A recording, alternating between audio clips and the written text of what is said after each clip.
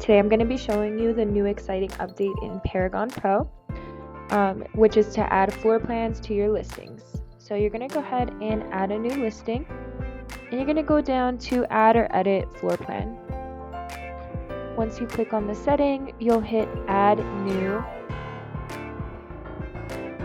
You're going to hit the number of floor plans that you're putting in there, which I'm only putting in one. You'll put the address of the floor plan or whatever you'd like to title it. That would be fine.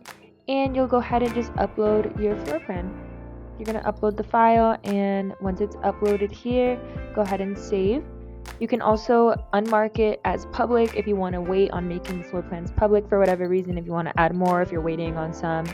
And then just to add them back to public, you would select it and hit public and save.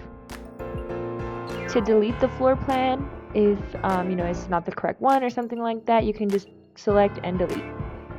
And that's how you use the new feature.